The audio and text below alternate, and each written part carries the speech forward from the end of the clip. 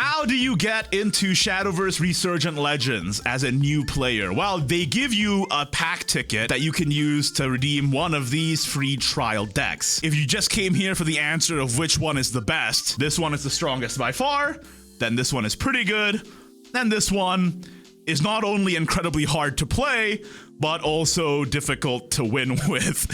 So let's talk about each in turn. Artifact Portalcraft. The deck revolves around putting artifacts into your deck and then getting them out to deal massive amounts of burn damage. But there's so many decision-making factors you have to keep into account. How much should I shuffle in before I start pulling? What's the best to pull with? How do I maximize their usage? It's very difficult to play. In summary, you use Ignideus to tutor either your Retrophia or your Agile. Then you have Retrophia on the board. Countdown gets reduced every time you play an artifact, and then you get a big body for your efforts as well as your artifacts gaining rush. With Agile, you want them in your hand because you can transmute this into Pure Light Exemplar, and once you do that, it makes it so that every time you play an artifact, you either recover a play point or draw a card, which lets you cycle through your deck much more easily. Then the idea is to shuffle powerful artifacts into your deck, like with Lazuli's 1-cost Radiant artifacts that have Storm and Electric Rhino. That gives you Mecha Magical Rhinos that end up burning face. You can pull those out with Reboot button, specifically when it's played in its Steel-Armed Congregation form, or you can heal with Radiant Machinery as well. Very difficult to play, and probably the worst out of the 3 options if you're a new player. Next, we have Last Word Shadowcraft, revolving around Dark Alice Foul Fairy Tale. Very powerful deck where the quest is to get 10 Last Words destroyed. You have cards that can summon Last Words from your deck, with Evil Exhumer putting neutrals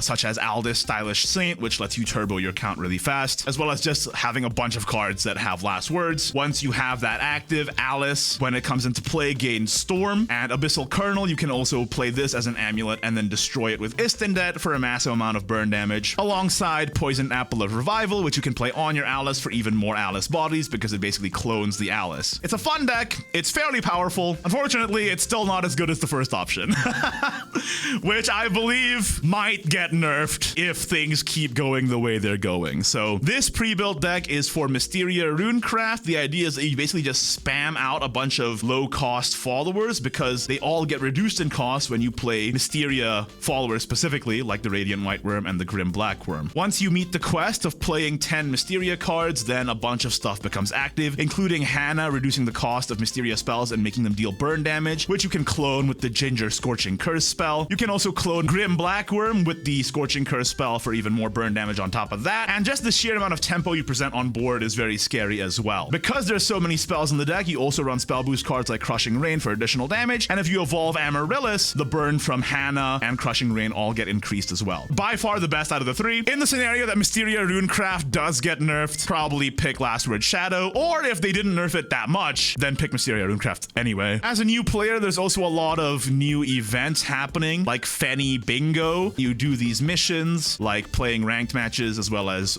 playing private matches with other people, and you get these tickets that can end up giving you a lot of rewards. Also, part of the New Year's events, when you play a private match without quitting, each day for these 10 days, you get a chest that will unlock later, and each can contain a variety of good rewards. Either way, it's free to do. And as usual, if you're a new player, playing through the story mode is not only a great experience where you get to read a fantastic story about many different worlds, but you also get a lot of rewards for it for free. All of the story modes are free. There's other ways to earn free resources as well. You have the free tier of the Battle Pass, which gives you rupees and packs. You also have the ability to complete temporary gems missions, which lets you trade those gems for temporary copies of legendary cards, helping you fill out your decks with the additional copies of legendaries you need without having to craft them using your vials. And of course, there's also a lot of ways to get free arena tickets, and if you play either Take 2 or Open 6, you can get free rewards from that. Specifically in Open 6, they let you open 6 card packs, and they let you keep 5 of them right away. The 6th card pack, which you can tell with this ethereal effect, being a Phantom card pack, where you can keep a card from it if you end up doing well in your run. But if you're not confident in your run, you still get the first 5 packs gratis. So that's my advice on how to get into the game as a new player without spending any money in Resurgent Legends. Thanks for watching, I'll see you next time.